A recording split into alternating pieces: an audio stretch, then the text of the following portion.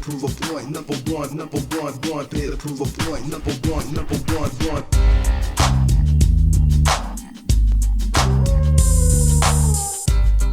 WCW nWo World War III 1998 took place in Auburn Hills, Michigan on November 22nd. Just over 17,500 fans attended the event with an estimate of 250,000 people watching on pay-per-view, WCW's lowest pay-per-view buy rate of the year. It's not really all that surprising either. The build to World War III 98 was almost non-existent, with a few matches only getting announced on the previous episode of Nitro. We've got Bret Hart vs DDP in the main event tonight, and we've also got the big 3-ring battle royal with the winner going on to Starrcade to face the world champion. And speaking of the world champ, Goldberg is here at World War III. We don't know why he's here because, again, WCW didn't book a world title match for one of their big pay-per-views, but we'll see Goldberg again a little later on.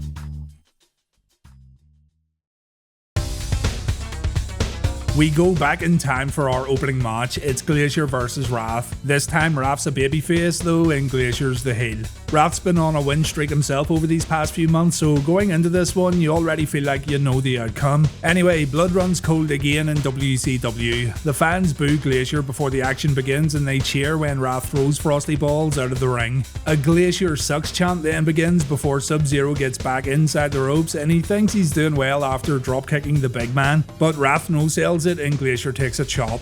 Chili Chode then gets well acquainted with the guardrails. He gets knocked into one and thrown over another. The two men then fight in the crowd for a bit with Wrath maintaining control, and back in the ring Glacier gets turned inside out after taking a lariat. Mike Tenay announces here that Wrath's scheduled to appear in the Mortal Kombat TV show as the action continues. How ironic. Glacier takes a ton of kicks in the corner and Wrath chokes his opponent out on the bottom rope. Glacier then suffers from another hard clothesline, and this has been insanely one-sided so far. It goes back to the outside where Wrath chops Glacier and Glacier gets choked out with some cord before the referee steps in to help. Glacier wants a timeout, but that's not going to happen today, mate. Instead, Glacier takes a chin lock. That's what you get.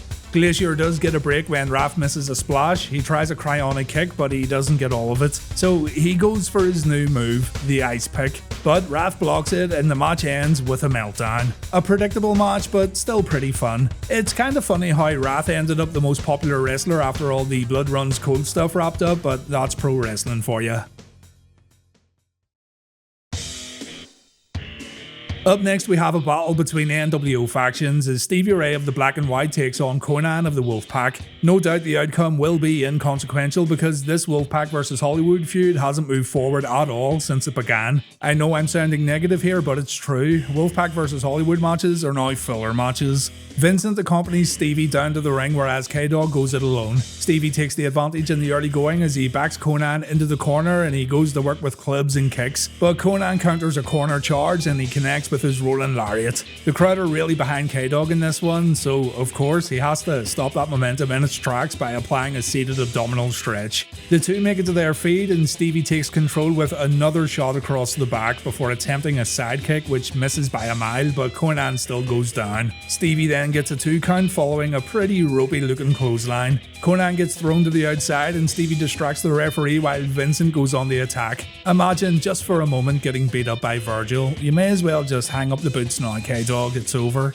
Back in the ring, Stevie keeps his advantage with stomps and an elbow drop before applying a devastating chin lock. Incredibly, Konnan's able to survive its disastrous effects and he's able to come back with a backslide before getting dropped with another clothesline. Stevie says that's it before missing his subsequent elbow drop. Good work there, big lad, and this allows Konnan to hit his K-Factor facebuster. A distraction leads to an attempted double team, but Vincent predictably hits Stevie with his slapjack. Instead of going for a pin, Konnan instead mounts Stevie and lays into him with a series of punches. He refuses to relent and the referee calls for the bell, resulting in a DQ. A thoroughly forgettable match with a really flat finish, it must be said. Following the bout, Booker T makes his way to the ring to call Konnan off, and this angers Stevie Ray and he says he doesn't need Booker's help because he's got Vincent. Man, Konnan must have really clobbered him to make him think that way.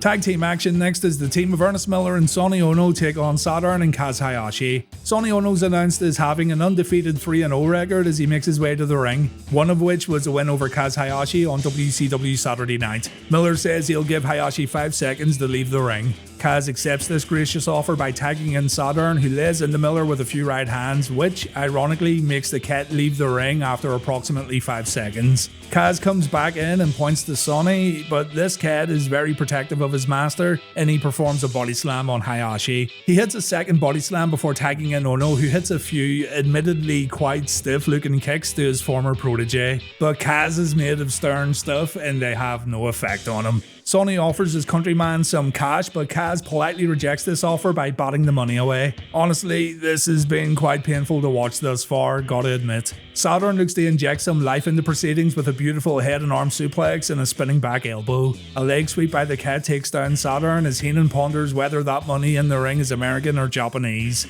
The Cat looks to bring Sonny back in, who wants no part of this match, but he gets tagged in anyway. He tries to tag back out immediately, but the Cat's having none of it and Sonny ends up in an STF. A double dropkick from Perry and Kaz bring the crowd to their feet, but a thumb to the eye and some cheap shots from the apron stop their momentum. The Cat should stick to karate as he's unfamiliar with the ways of chin lockery as his attempt is countered with a jawbreaker. Saturn comes in and he applies a side headlock. Christ alive, this is the coldest hot tag I've ever seen. So much so that when Perry and Sonny come face to face, the crowd couldn't care less. Again, Saturn tries to bring some life to the match with a few picture-perfect suplexes to the Cat, but it's much too late at this point. The match ends with Saturn applying a front face lock to Onoo to set up for a suplex, but the Cat hits his feliner kick and Onoo falls on top of Perry for the pin and the win. The match was a pretty rough watch, and it's definitely the worst match on the card thus far.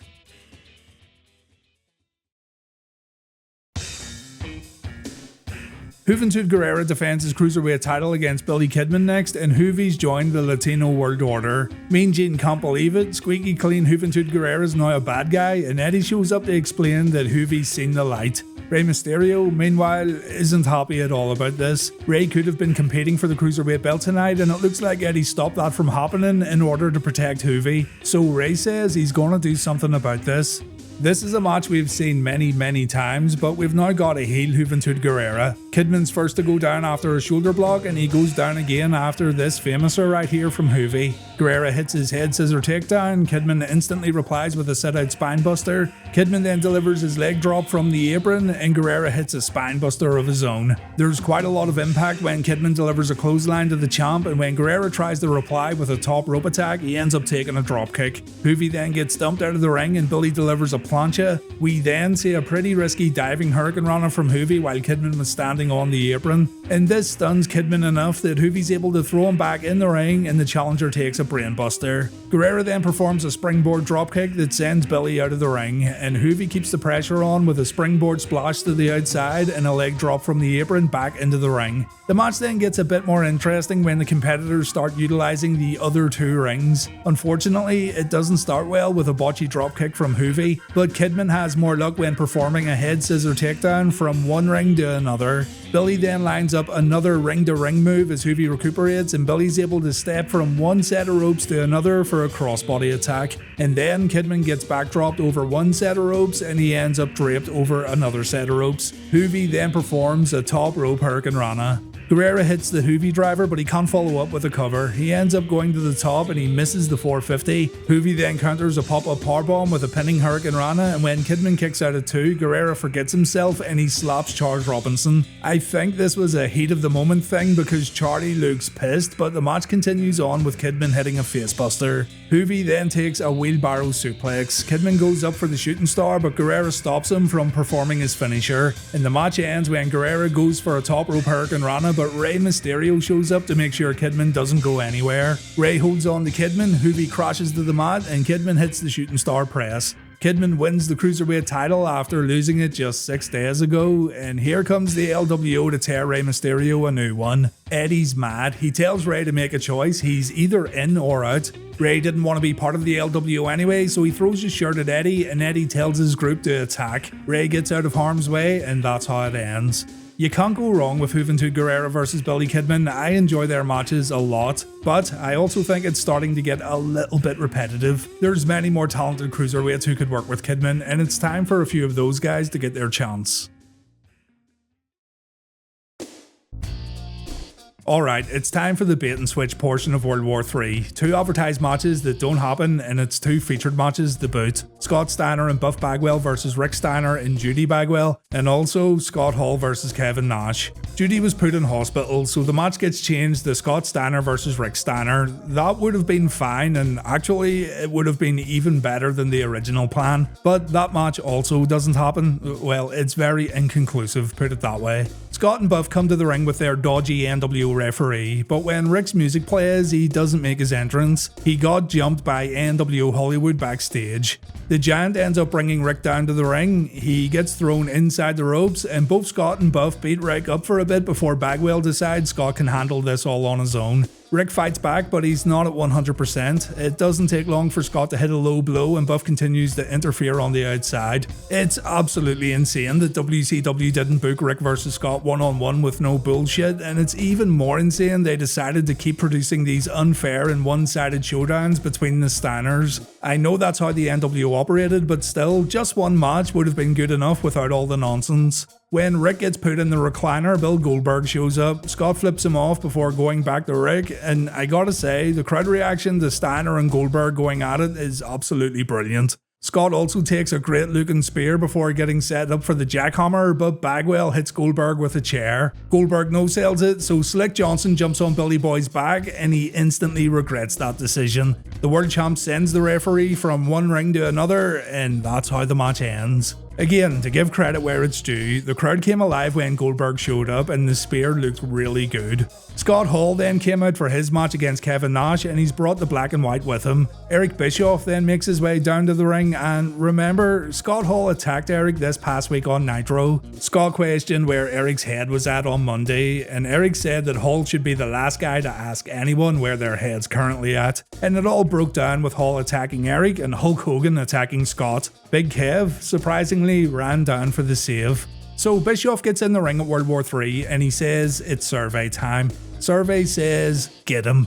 Scott gets jumped by nWo Hollywood, and once again, Scott's opponent and old friend Kevin Nash runs down to clear out the ring. Scott and Kevin work together and they wipe out nWo Hollywood. It's now time for the match to begin, only it doesn't begin. A loud outsiders chant begins in the arena and Scott puts the Turkish wolf up, but Nash decides to walk away. The crowd boos as Scott's left hanging, and they boo again when they realise that the match isn't gonna happen. Absolute dog shit right here from WCW, and it's no wonder fans were quickly losing faith in this company.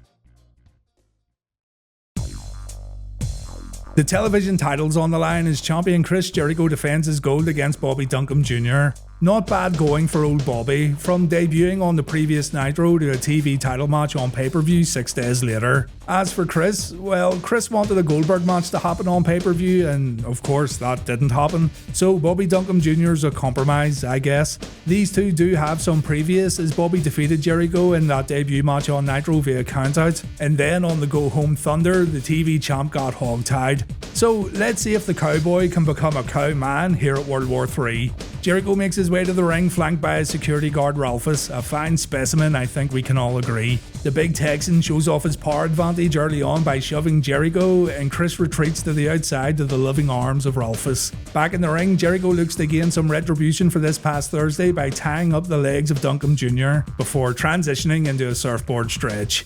The challenger floors the TV champ with a lariat before suplexing Jericho back into the ring from the apron. Mr. Duncum seems to be trying his best to appeal to the Reliving The War faithful by slopping on a chinlock in the early going. Good man. Jericho looks to fight back with a big boot, but Bobby's boot's bigger and Jericho gets dropped. On the outside, Jericho gets tossed into the guardrails and Bobby fails to grab a Jericho t-shirt from a fan at ringside. That's quite embarrassing there, big lad. Jericho hits a clothesline off the guardrail and gets a near fall from a missile dropkick back in the ring. Jericho shows his chinlock credentials, but his advantage doesn't last long as Bobby comes back with a shoulder breaker. The champion of television fights back with a stun gun before hitting his signature springboard dropkick. Bobby gets tossed into the ring steps as Jericho blows us a kiss, and back in the ring, Jericho attempts to put Duncum away with his 1-foot pin. Jericho takes it back down to the mat with a front face lock before hitting a spin kick in the corner. Bobby explodes out of the opposite corner with a big clothesline, which gets him a 2 count. He keeps the pressure on with a few hard chops in the corner and a big flopjack before running Jericho over with yet another clothesline. Duncum hits a nice choke bomb on the champ for another 2, but Jericho hits a quick clothesline of his own followed by a lion salt for a near fall. As much as the crowd are into Jericho, they aren't into this match at all. Even a big superplex from Bret's rope doesn't elicit much of a response.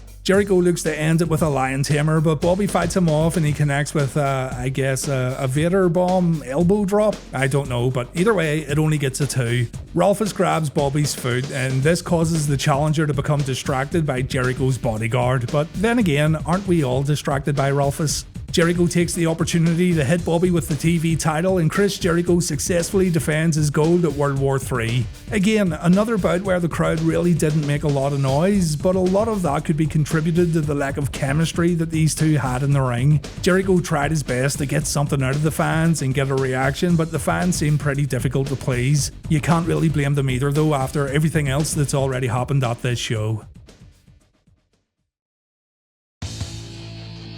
It's time for the World War III Battle Royal, one of the most difficult matches to cover in review form because it's just bedlam from start to end. There are a few differences this year though. Firstly, the dreaded triple camera presentation has been removed, so that's good. But that also means we're going to miss the vast majority of eliminations. Pinfalls and submissions also count this year for eliminations, but this new rule doesn't get utilised at all, so I'm not sure why WCW bothered. And you also get eliminated for leaving the ring for any reason. You don't need to get thrown over the top rope. If your feet touch the floor, you're out.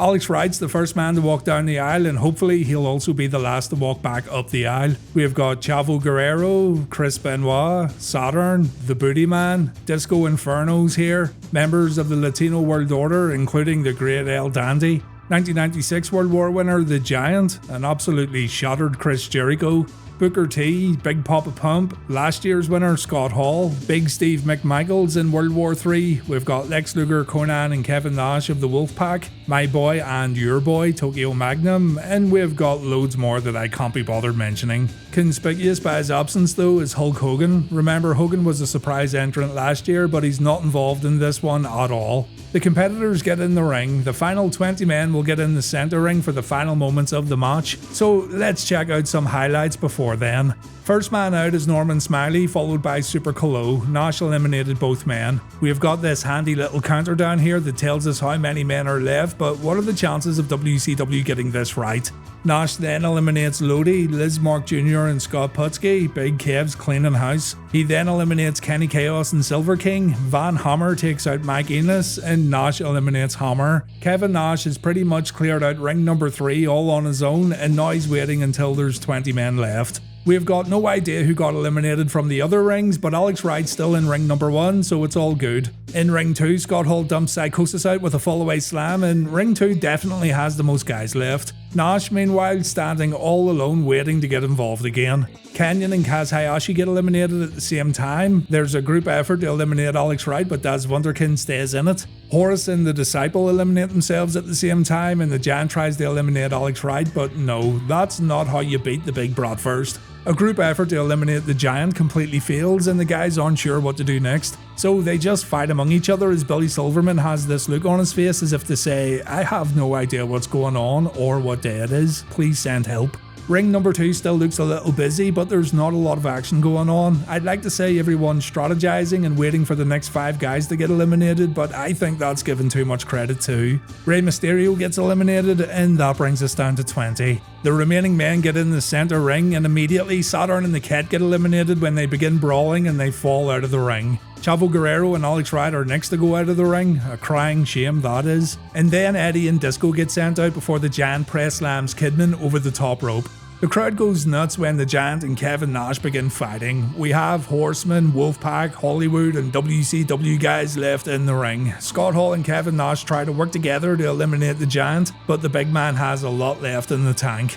Lex Luger eliminates Stevie Ray, Big Scott Norton and Steve McMichael are the next men out, and now we're down to 10. The counter randomly goes down to 9 even though no one gets eliminated, and it's around this time when Bam Bam Bigelow makes an appearance. Bigelow made his Nitro debut this past Monday and he went after Goldberg.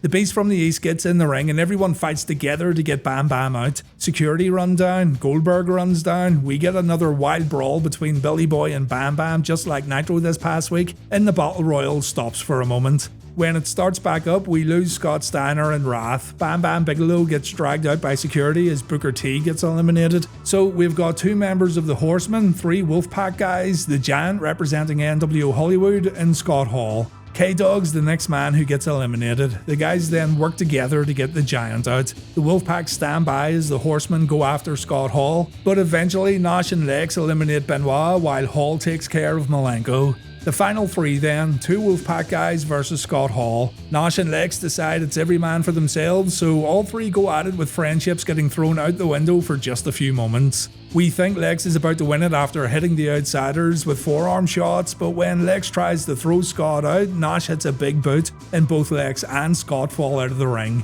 Kevin Nash wins the World War III Battle Royal in 1998, and as it stands, it's going to be Kevin Nash versus Goldberg at Starrcade. A dominant performance from Big Sexy, and to show there's no hard feelings, Lex embraces his Wolfpack teammate. This would be the last ever World War match, by the way. There's no Battle Royal in 1999.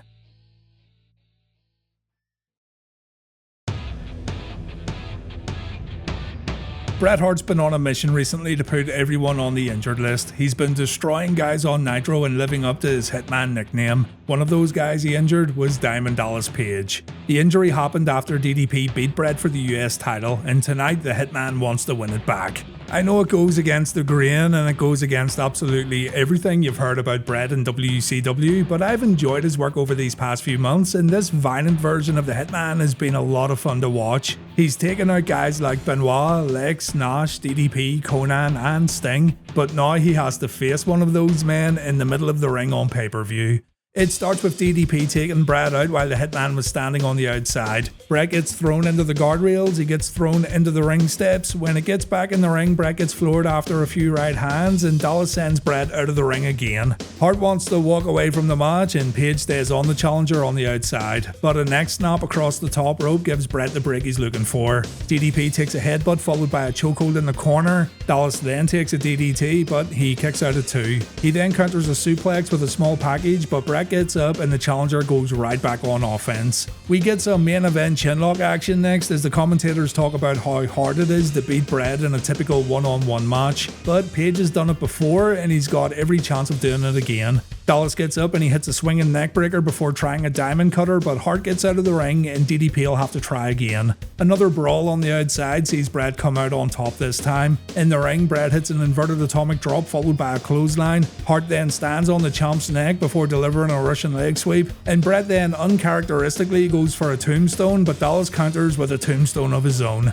Bret ducks a clothesline and he's able to stun the champ before hitting a backbreaker and a leg drop, but Dallas replies with a discus clothesline followed by the pancake. It can't be ignored, by the way, the crowd's been pretty silent for this one. Bret sends Page out of the ring and we can see Bret grabbing those brass knucks that don't look like brass knucks, but we'll call them brass knucks anyway. Dallas hits Bret with a diving clothesline and the weapon falls out of Bret's hand. Charles Robinson picks it up as DDP applies a sharpshooter, and yeah, we've seen better sharpshooters, haven't we? Bret makes it to the ropes and Page decides to trash talk Bret in the corner. This leads to Bret hitting a low blow, and the Hitman's now going to work over the previously injured knee of DDP. Page gets his leg wrapped around the ring post before Bret delivers the figure 4 around the ring post. So Page is now in a bad way as the action gets back in the ring. Hart delivers a traditional figure 4 and Bret uses the ring ropes for leverage. He lets go of the move so he can do more damage to the knee in the corner. DDP does manage to kick Bret out of the ring, but he's definitely been weakened. On the outside, Bret takes another bump at the ring steps, and DDP then pulls off the figure 4 around the ring post. Bret's getting a taste of his own medicine. Dallas then decides to bring a chair into the ring. He wants to get some real payback, but Charles Robinson tries to stop DDP, and that totally backfires. Robinson gets wiped out, Bret gets his brass knucks back, Slick Johnson then comes out to officiate the match, but Page takes care of him in no time at all. Bret levels Page with those brass knucks, Bret then applies the sharpshooter, and the referee calls for the bell. Mike Tenay says DDP didn't give up, and Schiavone isn't even sure if this guy's a real referee. Bret gets handed the US Championship, but Mickey J says no, this won't stand at all. In the middle of the argument, DDP wakes up and he hits Bret with a diamond cutter, and that's how the match ends. DDP wins via pinfall, and DDP retains the US Championship. Bret and DDP are two of my favourites without a doubt, but I think both guys would admit that this main event wasn't the best in the world. It dragged in places and the crowd were almost silent as the main portion of the match played out. A shame too, because you really want this one to be an all-timer and, well, it's a bit underwhelming unfortunately. I hate to say it, but it is.